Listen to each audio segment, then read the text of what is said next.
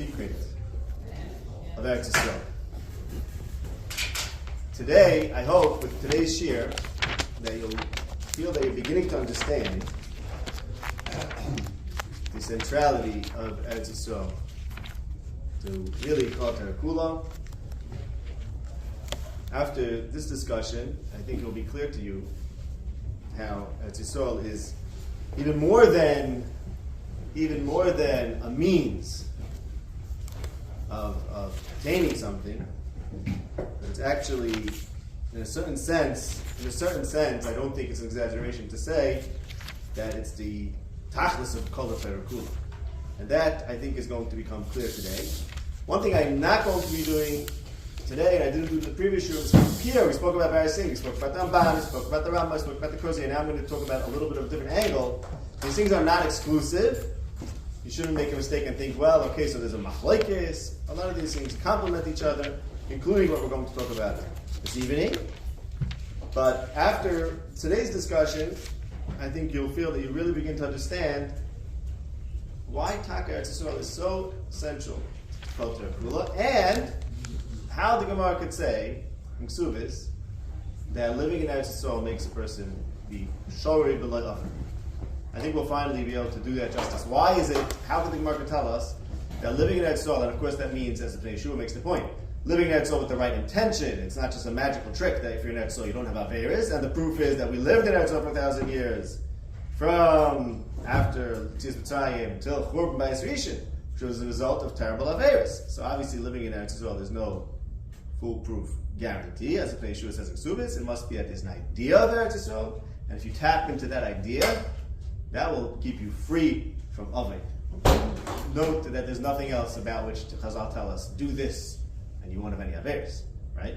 So I think after today's discussion, this is my commitment to you, and I hope to honor it, that you'll begin to understand how is it that a piece of land, living in a piece of land, can get you to that madrega, okay? And unlike other shurim, I didn't give a Mar Mekaymis. And that's because, as we'll see, we're going to talk about such fundamental matters that are actually right there, right in front of our noses, if we just look a little closely. So the one thing that you should have is a chumash, because we are going to look closely at the psukim. I've met many psukim. There are a few Mar Mekaymis, but I didn't think it's necessary to print them out. I'll tell you them. Main thing is to realize that actually the whole secret of what Eretz Yisrael is all about is right there in the first pasuk, right in front of our noses, right in the first pasuk where the Torah talks about Eretz Yisrael, the command about Eretz Yisrael. All we have to do is take that idea, grab a hold of it, and run with it, and then we get the great blessing, the great promises of Eretz Yisrael. Okay, so what we're going to do is we're going to look at what can we learn from the psukim about Eretz Yisrael. And let's start, of course, if we want to understand what's Eretz Yisrael, well, we should look at the first pasuk. Vayomer Hashem el Avram, lech lecha me'artzecha. First pasuk in Parshas Lech Lecha. Hashem calls to Avram. So this is the heart of the call, of the divine call to Avram, is not his halach lefanai, which Hashem is going to tell Avram, his halach lefanai. Avram is going to build mizbeches. He's going to do many things which are clearly avodah, walking from Hashem. But the heart of the call to Avram is, there's a place I want to show you. Go off to Eretz. And we're so used to it that sometimes the fact that we're so used to it, because we learned it from when we're so little, it makes it hard for us you have to take a step back and think to yourself, what is this? This is the message from Hashem to the founder of religion, of Avodas Hashem. This is the core of the message. Areka. Eretz Asher Areka, I have to show you a land. That requires explanation. And what I'm going to show you is like this. You see, we think, typically, how do we think about the pasuk?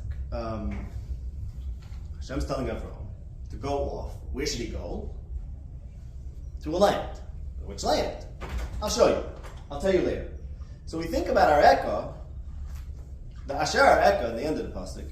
We think of that as sort of a qualifier, or a detail, a footnote, as it were, explaining which land. Which land is Hashem directing Avram to go to? He didn't tell him which land. He told him, I'll tell you later. I'll show you later.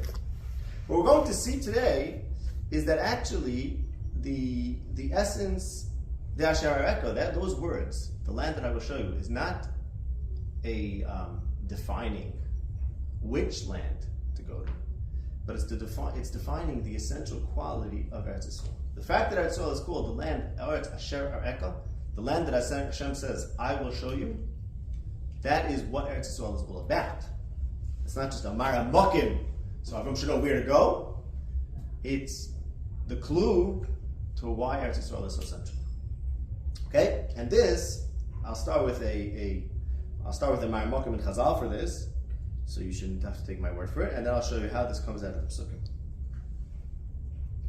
The Medrash HaGadol, which is a Medrash on Chamish Chumshin Torah, the Medrash HaGadol says, on this pasuk, what does it mean? The land Asher Areka, the land that I, Hashem, will show you. It means the land that my eyes, Hashem is speaking, that my eyes are looking at all the time. Eretz Asher Areka means the land that I look at. Right? Because what is Eretz Asher Areka? Hashem is saying to Avram, I will show you that land. So that means, says the Medrash, that this is the land that Hashem looks at, and he's inviting Avram to see together with him.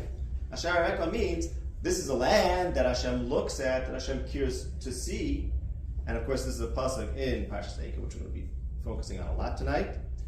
This is in Parshas Eikev, Perek Yud Aleph, pasuk Yud Beis.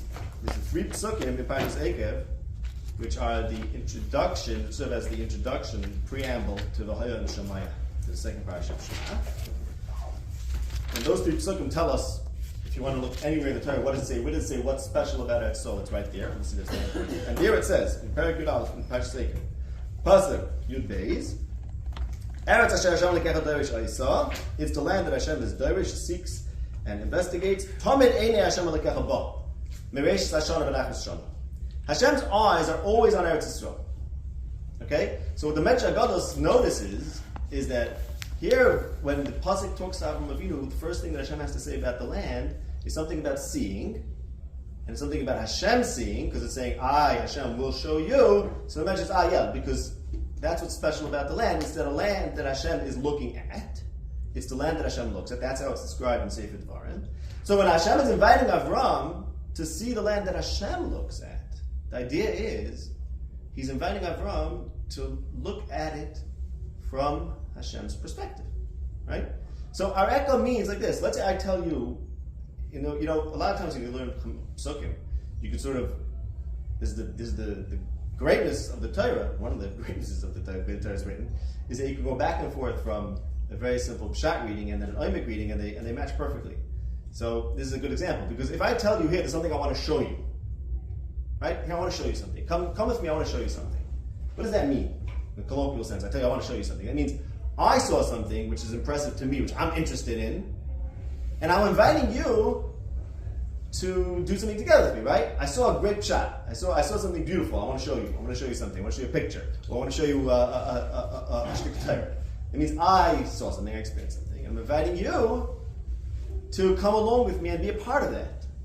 So, when Hashem tells Avram, there's a land I want to show you, that's like Hashem is telling Avram, there's something really interesting that I look at, as the pasuk says in the Burton, and I'm inviting you, Avram Avinu, to look at it too. Okay? There's the key. That's the secret. And the same thing about Moshe Rabbeinu. Correct. Once we open this up, you'll see it a lot of places. By Moshe Rabbeinu wants to see the land, and eventually does get to see it. Hashem tells Moshe Rabbeinu, you will see it.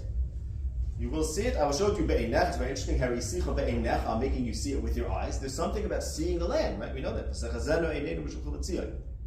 Something very special about seeing the land. And the reason why there's something special about seeing the land, it starts from this pasuk. Because Ashareka does not merely mean which land. How am I supposed to know which land? Okay, I'll show you. That's the simple pshat. Of course, that's how you have to teach it to in first grade. And it means that also. But it also reflects something much deeper, which is, what does it really mean that Hashem is showing something to a person? It means that the person is learning to see something as Hashem does. And that's why seeing the Eretz is so significant. Okay, now, I'm going to take you through A few things. First of all, where we see this very clearly in Parshas Lech Lecha in comparison to Parshas Eikev. What does it have to do with what it says in Parshas Eikev about Eretz Yisrael? Because if you want to know where in the Torah does it say what's special about Eretz Yisrael, it's right there in Parshas Eikev where it talks about Eretz Yisrael is different than Mitzrayim, and here's why. And it's those Pesukim, so we're going to look closely at those Pesukim. And we're going to understand, and then we have to understand also, what does it mean to see things from Hashem's perspective? Okay, it's something you could probably spend your whole life understanding and working on. What does it mean to see things from Hashem's perspective? What would it look like to make a land based on that principle? And how does that connect to, like I said, what it says in Parshas Eikev, which is what's special about Eretz Yisrael, and as it relates to Parshas Vayim Shemai. So that's what you could expect. Let's jump right in. So let's take a look. Let's start with those Pesukim in Parshas Eikev, where the Torah tells us what is special about Eretz Yisrael. So this is, like I said, this is the introduction, or you can say the preamble to Parshas Vayim Shemai. Vayim Shemai, which we read twice a day, and we put it in our tefillin, and Nashi B'chai, women have it in their mezuzahs, not to exclude the women, also have the Parshas Shemaya in the mezuzahs, right? So it's one of the fundamental. You could say the second most fundamental parsha in a way is Shema, and then V'hayim Shemayim. What does it say V'hayim Shemayim to Shemot Tzvah? What does it say? It says, if you listen to the mitzvahs, Hashem is going to make it rain in Eretz Yisrael. Nasati b'tar artzechem, and Yishamu l'chem panif l'vavchem mitzchas Hashem, you don't serve Hashem, then Hashem will withhold the matar, right? V'atzas Hashemayim v'lo yiyeh matar, not going to be rain, it's not going to be rain, you're going to have to leave Eretz Yisrael. It's going to be a hunger. If the fact that there's a hunger and you leave Eretz Yisrael is ringing bells, back to Parshas Lech Lecha, you're on the right track. Because we're going to see that the story in Parshas Lech Lecha with Avram Avinu actually parallels what happens, what the Torah teaches us about Eretz Yisrael in Parshas Eikev. Okay? So what does it say in Parshas Eikev? If you listen to Hashem, it's going to rain, and if not, it's not going to rain, and you're going to exile from Eretz Yisrael. I mean, there will be opportunity outside Eretz Yisrael. It's not saying that if you don't listen to the mitzvahs, you're not going to have parnasa wherever you go. Saying you're going to be forced to leave Eretz Yisrael because it's going to be hunger in Eretz Yisrael. It's not going to rain there, and you're going to go to, let's say, Mayav, like we read in Megillas Rus. There was a hunger; they went to Mayav. Okay. Now, in the Hakdama, in the introduction to V'hayim Shemai, these three Pesukim in Parshas Eikev, Perek Yud Aleph, Pesukim Yud through Yud Gimel, Yud Beis. Here's where the Torah actually tells us, well, what is so special about this land, or what is unique about Eretz Yisrael? And it says, Ki ha'aretz asher ata v'Hashem alevishta, lo yicheretz Mitzrayim hi. The land that you're coming to inherit is not like Mitzrayim, Asher Yitzas Misham. It's different than Mitzrayim. Asher Tizra Ezarach V'Shkisa V'Ragel HaKigan HaYark. In Mitzrayim, plant the seeds and you water it like you do with a garden. V'Aretz Asher Atem Oivim Sham Alevishta Eretz Hamur V'Kois. The land that you're going to inherit is a hilly, mountainous land. Limtar HaShamayim Tishtamoyim. It drinks from the rain of the heavens. Says the Ibn Ezra and the Ramban that the point is as follows. In Mitzrayim, there's a river. There's a river. So you plant your crops, and there's water available to water your crops. In Eretz Yisrael, there's no river. That's not the topography of Eretz Yisrael is unlike the topography of land of Mitzrayim. There's no river, therefore it's dependent on the heavens for rain, and therefore, when we go to the next pasuk, Beis, since it's a land that's dependent on rain comes to the heaven, and the heaven is considered Hashem's abode, whatever that means. And if you remember Masechtas Tainis, the rain is considered uniquely coming from Hashem. Okay, we're not going to go into the meaning of that, but just to understand these pesukim, since this land is dependent on rain, it doesn't have a river that's always available. It may or may not rain, depending on what? Depending if Hashem gives you the rain. Well, therefore, you should know you're going to a land where you have to merit parnasa. So Mitzrayim is made, the nature of the land of Mitzrayim. Hashem set up Mitzrayim in such a way that parnasa is guaranteed. Now, of course, things could happen in Mitzrayim. Of course, there could be special, extraordinary events. Obviously, Hashem could do whatever He wants and overturn Mitzrayim, and of course, a lot of the second half of Bereshis and the beginning of Shmos is really a lot about that. But if you look at the beginning of Bereshis, whenever there's a Rav, what do? You go to Mitzrayim, right? Vahirav, the beginning of Parshas Lech Lecha, Hashem tells Avram, "Go off Eretz Asher." He indeed goes to the land of Canaan. Vahirav ba'aretz, vayir Mitzrayim, and of course, Yitzchak wanted to go down to Mitzrayim, and Yaakov went down to Mitzrayim. This idea of, okay, if there's a hunger in Eretz Canaan, you go down to Mitzrayim. This is the key difference between Eretz Mitzrayim and Eretz Canaan, as it says in Parshas Eikev. In Mitzrayim, the water is always available. In Eretz Canaan, it may or may not be available, depending if Hashem chooses to send the rain from the Shemayim. And therefore, you must merit it. This is what Ibn Ezra and the Ramban explain, which is the Pshat, as the Ramban says, is the Pshuta Shel Mikra in Sefer Dvarim. Is this point? Is in Eretz Yisrael, you have to merit a unique hashgacha every year. There's a new cheshbon, as it were. Will there be parnasa or not? In Mitzrayim, Hashem set it up that they have the parnasa. Hashem made a river and leave me alone. You have your river. No matter what they do, they're going to parnasa. Exactly. Rain is very central to our relationship with Hashem, right? And the reason why rain is central to our relationship with Hashem in the Torah is because we're in Eretz Canaan. In Mitzrayim it never rains. The Ibn Ezra says. I don't look it up. He says it never rains. I think it rains like 2 centimeters over the annually. I think is the measure. It really doesn't rain. And so the reason why our relationship with Hashem is revolves around rain in the Torah is because in Eretz Canaan, in Eretz Yisrael, rain is critical. Of course. Okay. So if you ask, like, okay, so let's see, well, what's special about Eretz Yisrael? Here's this one piece of land that Hashem chose. We would think that these are the psukim where we could learn that from, right? Here's what the Torah tells us, what's special about Eretz Yisrael. And it seems paradoxically, what's special about Eretz Yisrael is that it's vulnerable, right? And that there's a certain built-in instability or fragility that they may or may not get parnasa, okay? But, and obviously this is the point, since there's this built-in doubt of whether they will or will not get parnasa, so that makes them dependent on Hashem. So Eretz Yisrael is a land that Hashem is looking at, because instead of being a land where Hashem said, okay, here, I created a world and I gave them rivers and then they're on their own and I don't want to hear from them and I don't think about them.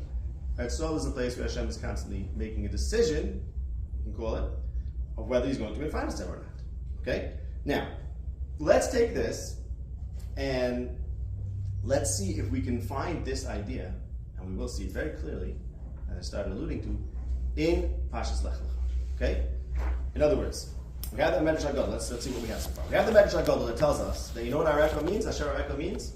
What does it mean, the land that Hashem will show Avram Avinu? It means he's inviting him to see the land that Hashem looks at all the time, right? And as we saw now in Parshas Eikev, if you look in the Torah, what does the Torah tell us is so special about it? So that's what it is.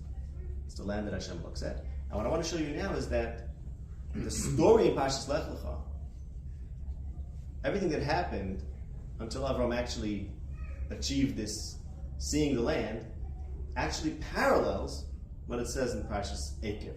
In other words, what Torah tells us in Parshas Eikev about the nature of Eretz Yisrael is something that Avraham Avinu discovered through his own life story in Perek Prakim Yud Beis and Yud Gimel in Parshas Lech Lecha. Okay? We'll start at the end.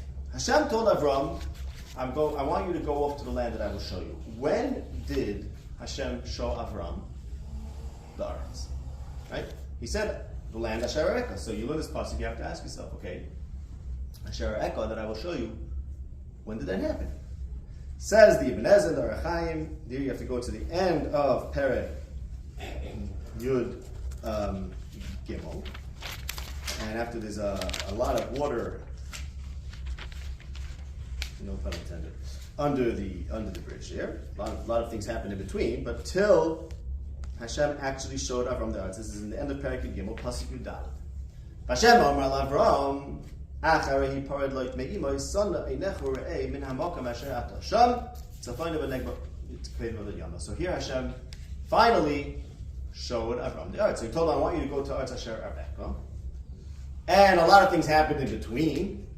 And then eventually Hashem tells Avram, okay, now we're doing it. Now I'm going to do the Areka.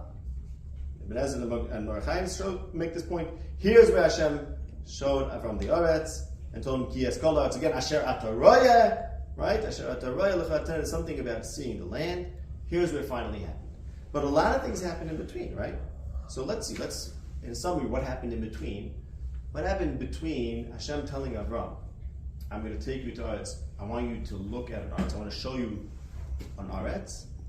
And when Hashem actually showed up from the Eretz. Right? So here's the story. We all know the story, but let's review it. And I'll show you how it really reflects what it says in Parshas Eikev. Avram starts wandering. He finds himself in Canaan. He goes to Canaan. There's a Rav. He goes to Mitzrayim. And Mitzrayim demonstrate their moral, their lack of values, and their terrible sins. That's what Avram learned in Mitzrayim. Okay. He comes back to Canaan. And then there's of course there's the quarrel between him and his Rayim and the Rayim of light, right? And they have to split up. Light chooses to live where? Let's look at Pasuk Yud, Perek Yud Pasuk Yud. Vayisa light as Eina Vayaris Kol Kikar Hayan Kichula Mash. Light saw that there's a part of Eretz Yisrael that has a river, Kikar Hayan. And the Pasuk continues and says that this part of Eretz Yisrael was Ke'eretz Mitzrayim. Kigan Hashem Ke'eretz Mitzrayim. Light is a very shrewd businessman. He learned his lesson. There was just a Rav in Canaan. And what do we do when there's a Rav in Canaan? You go to Mitzrayim. Guaranteed income in Mitzrayim, right? Steady, dependable. So when he comes back to Eretz Canaan with his uncle, the tzaddik, he wisely, or it seems wisely, chooses that part of Eretz Canaan which is Eretz Mitzrayim. And by the way, if you're wondering how does it say in Parshas Eikev that Eretz Canaan is like Eretz Mitzrayim, well, isn't there a part of Canaan that was Eretz Mitzrayim, which is Sodom and Amorah? That's, as the pasuk says, that was before it was destroyed. And now you understand the destruction of Sodom and Amorah is very, very important, because the destruction of Sodom and Amorah is not just a random event because there were bad people there.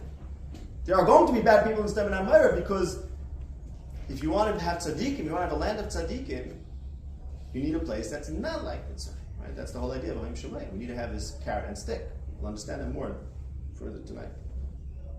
But Light was not stupid, and Light says, my lesson that I learned, says Light, from the fact that there was a hunger in Canaan, and we have to run away to go to Mitzrayim, is that I am not going to let this happen again.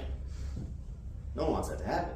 So I'm going to choose the part of Eretz Canaan, which is like Mitzrayim. And if you notice now that we're focusing on seeing, look at the pasuk Yud, Vayisa Light as Eina Vayar. Light also knows how to look, right? But as the Medrash says, the Medrash makes the point, the Medrash darshans each word in this pasuk. The Medrash says every single word in this pasuk is an allusion to the fact that Light was shakua in Arayis and Znus. Vayisa Light, Batisa Eishes Adoneha Nehel Yosef. Vayar Shchem ben Chamar Achivi. It's called Kikar Hayar, the pasuk in Mishlei. Ad Kikar Lechem, Kula Mash. Each word in the pasuk, the Medrash dashes was Znus. And what the Medrash is bringing out is that when you read this pasuk and you say, look, the Torah is trying to teach us that there's two ways to look at things. Vayisa Light as Eina Vayas Kikar. That's a very normal, natural, human, but ultimately animalistic way of looking at things. All he sees is Kula Mashke. It's great. It's wonderful. What he doesn't see is, as the pasuk says in Pasuk Gimel,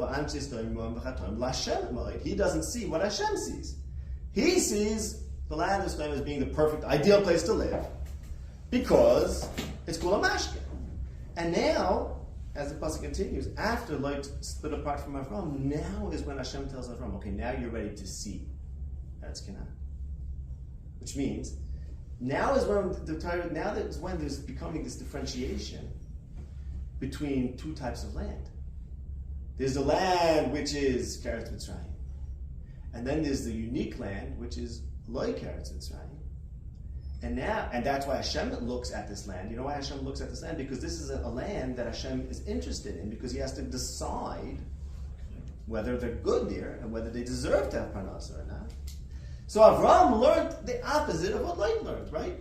The story of Parshas Lech Lecha, of the hunger, of going to Mitzrayim, of coming back, that's not just a story that happened in the middle of while Avram is discovering Canaan. That is the discovery of the land of Canaan. that is the discovery, or that is Avram reaching the Madrega, where he learns how to see things as Hashem does. Because Avram sees the land of Canaan, and he sees that the land of Canaan could have a Rav. Now, is that a good thing or a bad thing? Well, it seems to be a bad thing. Apparently, that's a negative. And that's how light understood it, because light sees things on the surface. And on the surface, obviously, a land which is susceptible to hunger is less ideal than a land guaranteed water. Avram, after he's separated from light, who sees things a certain way, now Avram is getting to the Madrega where he can see that actually this is what makes this land special. The fact that there was a hunger in this land, as opposed to, let's say, Mitzrayim, where you went down to Mitzrayim, and what happened? Vayar Pari, he sees Sarah and does whatever he wants, and still they have Parnasa. Still there's no Rav there. So the very fact that Eretz Canaan is susceptible to a Rav, the very fact that Eretz Canaan is susceptible to having a hunger, is at the center of what makes it the Eretz Asher Eka, because it's what makes, as the Medrash tells us, and I'll explain this more, but I want you to see first the theme, how it all comes together in Parshas Lech Lecha and Parallel Zakev, and then we'll understand exactly what it means. Just like it says in Parshas Ekev, that Hashem is always looking at Eretz Yisrael because it's a land where there might be hunger. We see the same thing in storied form in Parshas Lech Lecha, that Avram achieved this level of seeing the Eretz, which is what he set out to do. He set out to see the land, and Hashem is going to show him the land. And when did Hashem show him the land? After there was a hunger, and after this distinction between Eretz Canaan and Eretz Mitzrayim was made very stark by Lot saying, I like Mitzrayim, and Avram being left with the land, which is not like Mitzrayim. Okay? So what we know so far, now we know what our work is. What we know so far.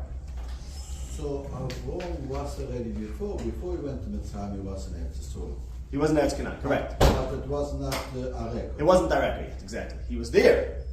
But in order for him to achieve this, seeing it the way Hashem wanted him to see it, he had to learn something. He had to learn that there's a difference between God and Mitzrayim. And why is that so important? And why does that allow a person to see like Hashem? I want to explain this fully. There's no mystery here. It's very deep. But it's also very understandable. Okay? So what did we learn so far? So just to recap, we have the Medrash that says that what does the Eretz Asher Eka mean? It's Hashem is inviting Avram to look at the land and to see what Hashem sees. Okay? And this is apparently hinges on the fact that there could be a hunger in the land of Canaan, as we see in Lech Lecha and as we see in Parshas. And by the way, the Rabban says in Parshas Lech, Rabban says, he says a very cryptic statement, but I think that's what he means.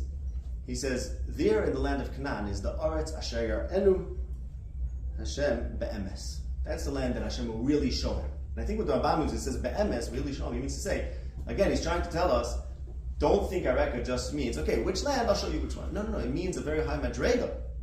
Because if Hashem tells Avram, Sonei Necha Re'eh, that's a Nevuah, he's telling him to see something in a divine way. And only in Eretz Yisrael can you see things in a divine way, and that's the land that you can see in a divine way. Okay? So let's understand this. Let's ask ourselves a question. If we're talking about seeing things as Hashem does, what does that mean? What does that mean? Okay? So, what do we see? What do you see when you walk into a room? What do you see when you go into an Eretz, let's say? I think we basically all more or less like light, right? You notice, it's kula mashka, very impressive, very wealthy, very beautiful. That's what we see, right? That's what we notice. What does Hashem notice? What does Hashem look for? What does Hashem care about? And why do we notice, by the way? Why do we notice those things? Why do we notice wealth, attractive things? Because that's what's important to us as human beings, right? That's what's interesting to us. So what does Hashem look at? And of course, obviously, it goes without saying, this is in a certain sense a mashal. I'm saying kaviyachol, Hashem doesn't see with eyes and so on and so forth. It's all a mashal. What does Hashem look for? What does Hashem care about? When Hashem looks, right? I know what I look for. I look for what's interesting to me. So what does Hashem look for when he sees a land? What does he look at? I think you have an idea. No. This week in Shalach, where Moshe sends the Rabbi, he tells them to go and look at all these different. He gives them a whole list of. That's right. Right. It's very interesting. Perhaps next week we'll talk about the Meraglim because it's really interesting.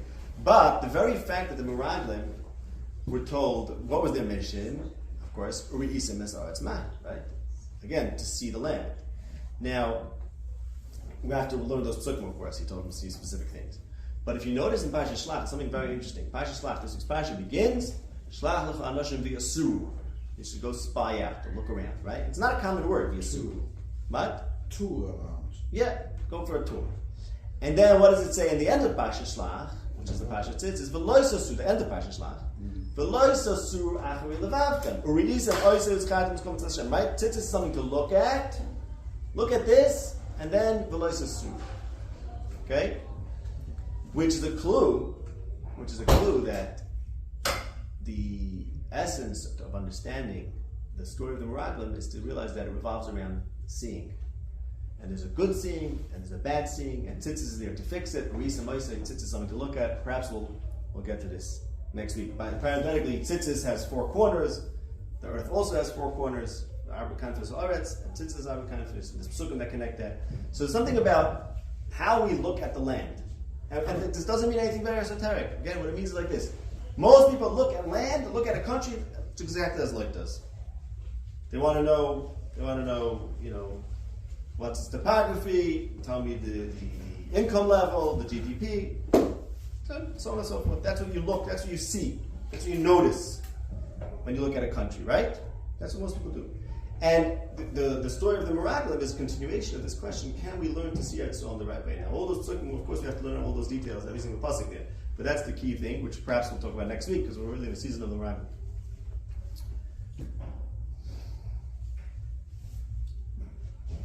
Okay, so what does Hashem see? What does Hashem see? Pasuk says in Mishlei, B'chol Mokum. I mean, it's obvious, we know the answer, but it's the first pasuk in Mishlei. B'chol Mokum Ini Hashem Tzofis Ru'im B'Tovim. Hashem looks for what's good and evil. And really, if you look at Parshat Shemai, that's what it says there too, right? It's the land that Hashem always looks at. Well, what's he looking for? He's not looking to see whether it's Kula Mashke. He's looking to see whether in Shoah Tishmul it's supposed or not. Which means a very simple thing. The same way, whenever we go somewhere, we notice what's important to us. Right? That's what attracts our eye. And if something looks like it's detrimental to us, we're going to notice that. We're going to say, oh, this doesn't look good to me.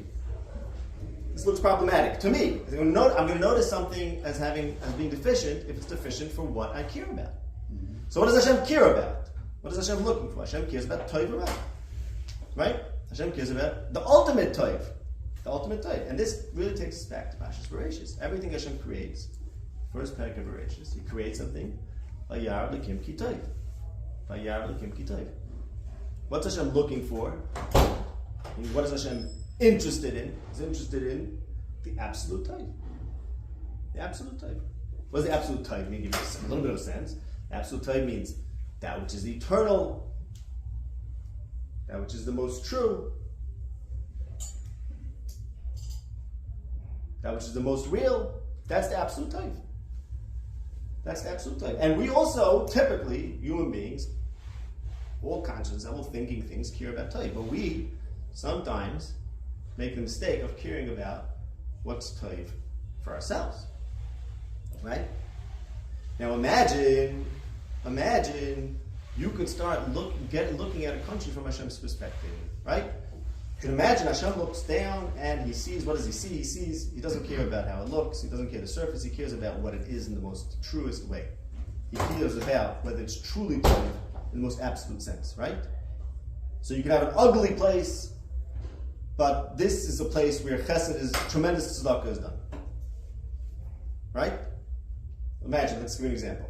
A guy gives away everything he owns, he's not supposed to, we know that he has to give away the chevish, but just skip that for a moment. A guy gives away everything he owns, and he's penniless, and he lives in poverty, and he's ugly, he doesn't have clothing, doesn't have food. So it's ugly. So we'll look at that and say, Ra, that's bad. That looks bad to us. Hashem looks at that and He sees Tov. Why? Because if you're able to take the big perspective on the whole of reality, you'll see that this is Tov because this person did something which is very, very important, very valuable. For what?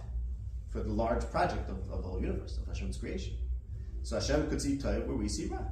Now imagine that you were able to start looking at things and see it as Hashem does. Imagine you walk into a room and instead of noticing what's interesting to you, you have a whole different perspective. You start noticing, you look at it and you see, here's how Hashem thinks about it. It's an amazing exercise. You should do it sometimes. Think just, Mamash, I said that question. What Again, you have to, of course, remind yourself Hashem is not a guf, Hashem is not a person, Hashem doesn't have emotions, all that. But that's the way we think about Hashem. The reason why the Torah talks to us about Hashem in these anthropomorphic terms, meaning it talks about Hashem like a person, because that's what we understand. So imagine Hashem, what does he see? What does he care? What does he notice here, right?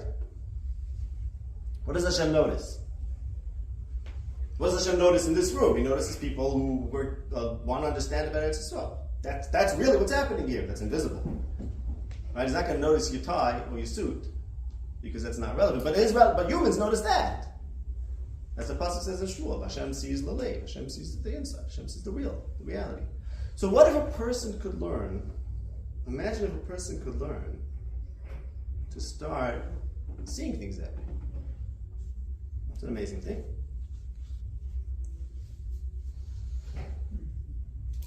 What a tremendous blessing that is, that there's a possibility for humans to transcend their limited way of seeing things and start gaining Hashem's perspective.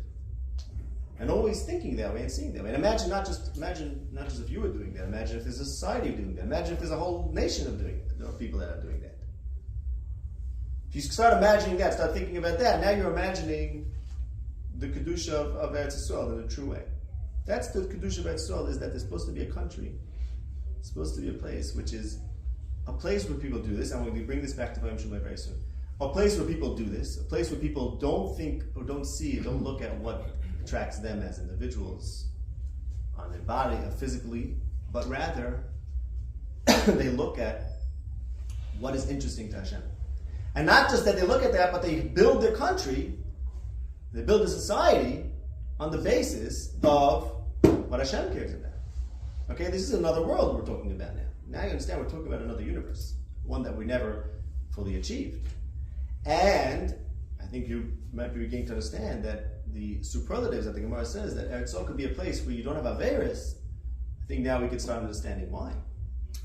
Because if people could actually reach this level where they, sight is a very powerful thing. When you see something, boom, you judge it the way it is. You judge it the way it looks to you. That's nature. It's human nature. And this takes us back to Bereshis, the first Aveira.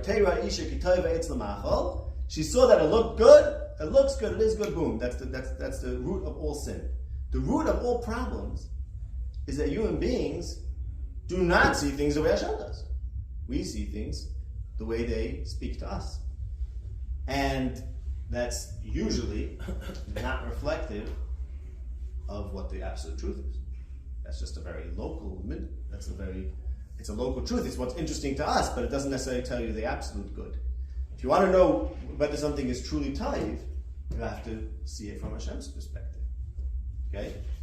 And just as an aside, you look in Bereshis Parak Aleph, the whole creation is taiv. Everything is taiv. And then they eat from the Eitz Hadas, and all of a sudden there's Ra. Right? There's Ra. But where does Ra come from? The answer is very simple. From our perspective, there's some Ra. Because if you judge things based on what they mean to you, or how they affect you, then you're going to eventually come across something which doesn't work for you, or maybe works against you. Right? So if the tree is taiv because it's interesting, because it's tasty and attractive for it to eat, then something else that's going to hurt the person or damage the person, that's Ra. Because you're seeing it from your perspective, and guess what? You're just one individual. You're not the whole of the universe. But if you learn how to start seeing things from the way Hashem sees them, then you'll see everything has its place and everything has its purpose.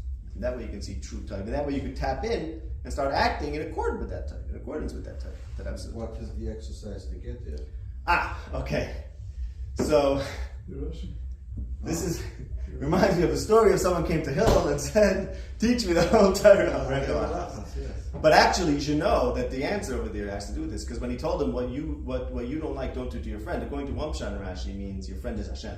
Mm-hmm. And what he's telling him is think about Hashem as a person. That's exactly what he's telling him, I think. He's telling him, think about the fact that just like you don't like certain things, well, forget about yourself for a minute and realize that there's Hashem who actually cares about things, and start thinking about what he cares about. Okay, so what does the exercise to do? Right, okay, that doesn't answer your question. No. Right, but we have even less than Regalachas, because we have 5 minutes. But, okay, so, what does Hashem care about? So to learn what Hashem cares about, you have to learn Bereshis Parak Aleph, because that's where it says Ve'alakim Ki Tov, right? So that if you want a sense of what does Hashem care about, that's where it is. And what does Hashem see as Tov? Creation, right? Which means that in a nutshell, that if you want to start thinking about what's Tov B'nei Hashem, you have to think about reality. It means you have to get the right perspective on reality. Again, most people, we don't really do this necessarily because we just tend to think about what's important to us. We don't step back and think, well, what is going on here? What is this whole creation about? So the first step is to start getting perspective on the universe, on its size, on the eternity of the universe, according to Rambam, whatever. On the quantum, it's very much larger than one individual, right? So you start thinking, what's Hashem up to? What's he doing? What's happening here? Okay, that's going to give you a certain sense of what's important to Hashem. And the way the Rambam says it, I mean, this is really takes obviously more than this conversation. But the way the Rambam says it, Metzias is Tov. Metzias is Tov. Existence is Tov. That's what we see from Bereshis. Creation is Tov. Whatever is Tov. Hashem created the world, that's Tov. The fact that there's existence is Tov. And if you start taking that as your ultimate Tov and saying, that's inspiring to me, that there's this existence and all its myriad detail, that's interesting to me too, then you're the Tov B'nei Hashem. Now, probably everyone's thinking, what does this have to do with Torah and mitzvahs? Maybe. Should be thinking that. That's not, for sure not for now. Okay? Torah and mitzvahs is the expression of how to put this into practice. But in order to be committed to Torah and mitzvahs, to really care about it, you have to develop a kind of perspective. You have to change your own psyche to see things in the eyes of Hashem, and then you'll actually start caring about the real things. No, still don't know what you're going to care about. Right? What are you going to care about? When it says Vayar Elokim Ki Tov Ma'od, yes, the Tov Ma'od, which only says once, right. What is the Madi saying? Right. Yeah, well, see, that's a very advanced kind of Tov, because the point is there that you have to start thinking about what seems to be problems in the world and understand that that's also part of life. Yeah. No, look, this is an endless exercise. This is work that could be, this is a lifetime of work. I mean, in other words, all the questions when we ask about what is Hashem up to, why did Hashem create the world, all these questions, that's all part of this avodah. Really, essentially, understanding Bereshis Parak Aleph is all part of this avodah of what is Hashem doing, what is this all about? You have to do that, and you have to not. But again, there's two elements to this. There's the element of studying that and learning what all the Sfam have to say about it, and there's another element which I think in a way is more important, which is starting to train yourself to think that way. Because even if you don't know, I don't think you have to have the answers. You don't have to know, okay, Hashem was out to do X, Y, Z, which nobody really knows anyways. It's not about having the answers. It's about understanding, like Hillel said, it's about understanding that there's another perspective which is much larger than you. It's really just recognizing that there's much more to this world than yourself. And what is it? Everything. Just everything. Allow yourself to start thinking about everything. Okay? Most people don't think about everything. Most people think about themselves. Okay? A little less selfish and think about their family. Some people are public-minded, think about community, ulai, the nation. If you think about the whole of reality, then you're thinking like Hashem does. What about the Maflekas B'Shama B'Sil, type Shnayor, type L'Shlein. So the Maskana is at type L'Shlein. So how do you reconcile that with the fact that... Right, that's a question. Many of the Farshim asked the question, basically, how do you reconcile that with Bereshis Parak Aleph, which says, right? That's really the question. How can the Gemara even say? It doesn't say Toiv, by the way. The Gemara says Noich Le'Ladam Shloim. So that's what some people say. No, it's Noich Le. It's not pleasant. It's stressful to exist, but it might be Toiv. Okay, but that's a question on that Gemara.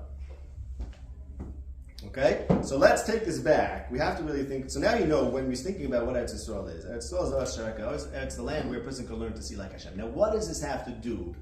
With this, I want to end.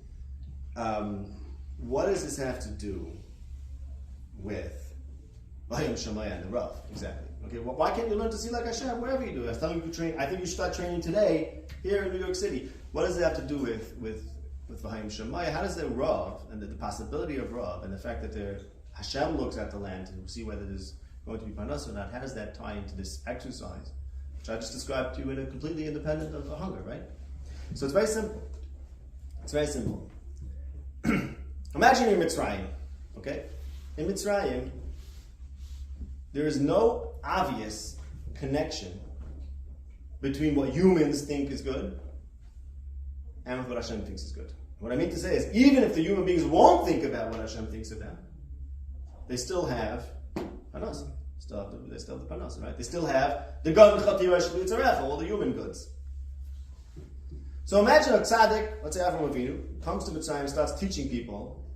We have to start thinking about things from Hashem's perspective. Okay, interesting idea. But what does this have to do with us? How does this, in no way, do the people in Mitzrayim care, because in no way are they affected by Hashem's perspective?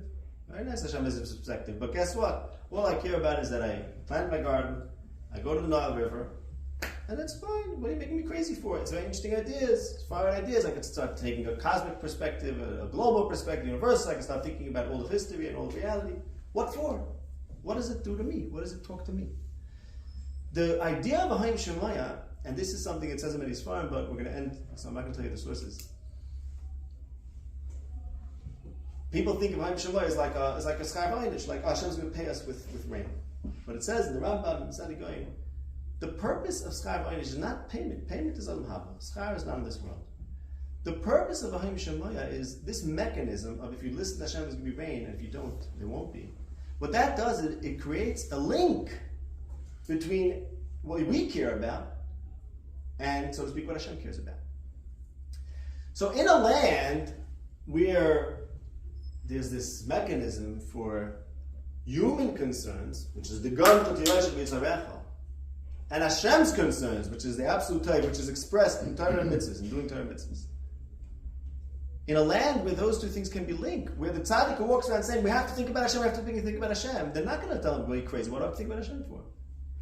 What do I have to think about Hashem for? Because they'll tell him, you know why? Because if you don't think about Hashem, then even what you care about is going to be affected. That's this link. What schar v'einish is it creates a link between what seems to be good, what humans care about, and what is actually good, which is what Hashem cares about. And it's like an ice, it's a simon, that actually what you should care about is the absolute type of what Hashem cares about. And really, the greatest people don't need this idea of if you listen to Hashem, it will be rain. If you don't listen to Hashem, it won't be rain. Why? Because they're smart enough to know that what really matters is what's Torah bein Hashem. And really, if you're smart enough, if you think about it deeply, then you're able to transcend the limited concerns of an individual human being just based on thought itself. But most people can't do that. And this has to do with the fact that there's Shema and Ahayim Shemaya, there's two different ideas. Ahayim Shemaya is a lower level, that some people need a demonstrable link between what they care about and what Hashem cares about. And that's what Eretz Yisrael supplies. Because since Eretz Yisrael is a land where there's at least this possibility for this link between what people care about and what Hashem cares about. If you do the mitzvahs, wait, if not. So that's the land where this message, where this teaching can take hold. And that's the land where Avram Avinu indeed taught this lesson, taught this message. And we, if we're going to follow in the footsteps of Avram Avinu, that's the land to do this. And if you think about it, obviously, let's say I'll start telling you, let's do this, let's think about Hashem does. Eretz Yisrael is a place where we could do that. Why? Even if you don't say, I'm getting into a little bit of a different point, I just want to acknowledge in case someone's thinking about it. This mechanism of if you do the mitzvah, it will rain, and if not, the Gemara makes it very clear, it doesn't always hold. The Gemara says in Sanhedrin, there was a long time where it wasn't true.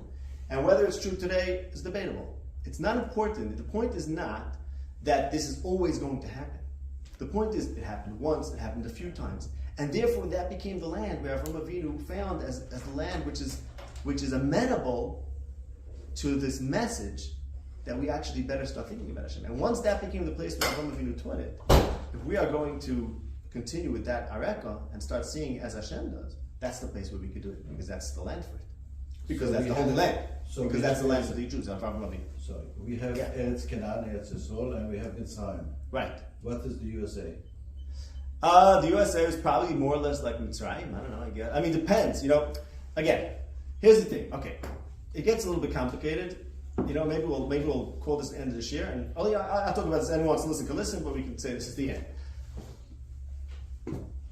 Any place on the globe which requires rain, based on these psukim and Parshas Eikev, right, is like no, exactly. Now, but like I said before, it is not true. This is Pasha. It is not true that it only rains based on schar v'einish in every single place on the planet. That's for sure.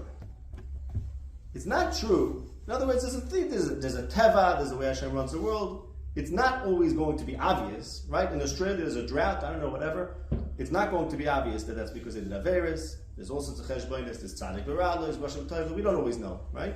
This idea that there's going to be a place that it's going to be obvious and visible, that it says about Eretz Canaan. And also in those times. Now, could it have been Australia? Could have Avram have gone to the Australian outback or whatever, where it also has no? Yeah, maybe theoretically. There could be other reasons why he happens to be there. That doesn't matter to me. The point is, he needed to find a place where there would be this possibility of linking human type and godly type, and using this ice of the rain, which we know for sure Eliyahu Navi put it into effect. The Gemara says in Sanhedrin that there was a long time that it was raining. The Gemara says like this: Achav said, "Everyone's doing Avodah Zarah, and nothing. It's raining. What's going on?" Eliyahu Navi says, "Chai Hashem, it's not going to rain." So Eliyahu Navi, we know, put this passion into effect. I know it happened once in a very clear way, because the Navi said, "You guys are doing Avodah Zarah, it's not going to rain."